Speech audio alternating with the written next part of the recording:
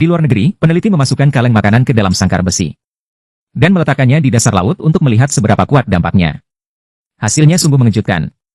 Setelah beberapa saat, sangkar besi mendarat di dasar laut. Kaleng mulai terus memancarkan bau yang kuat, menyebar dengan cepat di air laut. Setelah beberapa waktu, sekitar 2,5 periode, seekor kepiting besar datang. Dia langsung mendorong kepiting kecil yang sudah ada. Karena kurang pengalaman untuk pertama kalinya, kepiting besar ini terjebak di pintu masuk cukup lama sebelum akhirnya berhasil masuk.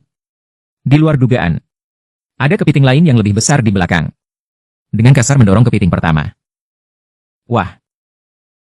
Kepiting besar ini terlihat sangat berpengalaman. Dengan ukuran sebesar ini, dia bisa masuk ke sangkar kecil dengan sangat lancar. Memang pengalaman tidak bisa dibohongi. Kepiting besar tertarik oleh bau makanan yang menggiurkan. Tidak sabar ingin mulai makan. Seperti cerita pendek yang menyegarkan. Makan kaleng sebagai hidangan.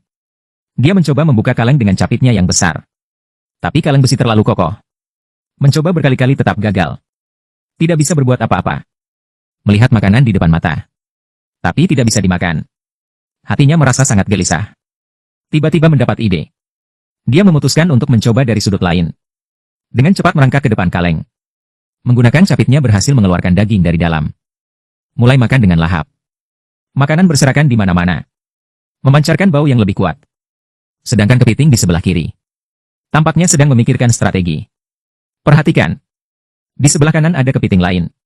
Tertarik oleh bau kaleng. Dia ingin masuk melalui sangkar kecil. Tapi kepiting besar jelas tidak mau berbagi makanan. Mengangkat capitnya yang besar untuk mengancam. Tapi setelah pertimbangan tetap membiarkan masuk. Kepiting di pintu masuk mulai masuk ke dalam. Mulai menikmati daging. Tertawa sungguhan. Hasilnya, Pang-Pang melihat pemandangan ini. Segera berhenti sejenak.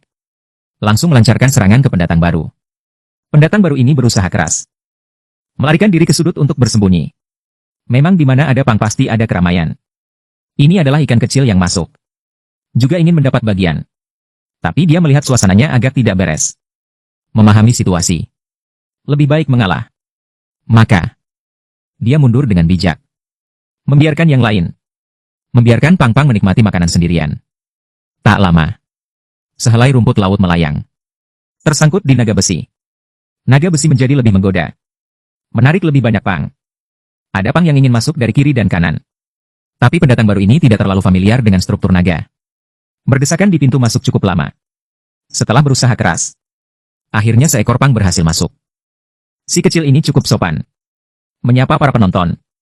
Ya, halo. Pang di sisi lain akhirnya berhasil juga. Membuka pintu kecil dan masuk ke naga.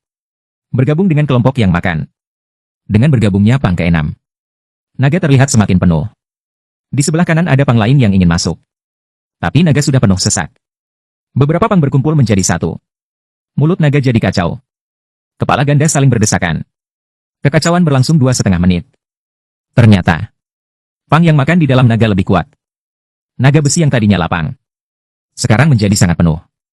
Hanya kakak Pang-Pang yang tetap tenang makan. Saat ini, ada Pang yang sudah kenyang. Ingin keluar untuk berjalan-jalan mencerna makanan. Jangan biarkan dia melepaskan tubuhnya.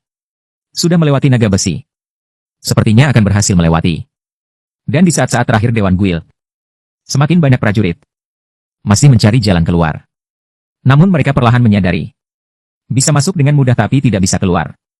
Prajurit di dalam naga, satu persatu terjatuh. Langit pun menjadi gelap. Prajurit di dalam naga ingin melarikan diri. Pada saat itu, karakter wanita di tanah terkurung merasa situasi genting. Tanpa basa-basi, masih terjebak. Tiba-tiba, pemandangan naga berubah total. Semua prajurit sudah kehilangan kekuatan. Tapi akhirnya mengerti. Situasi pasar kota. Karakter wanita di jalan sebagai prajurit suku kami.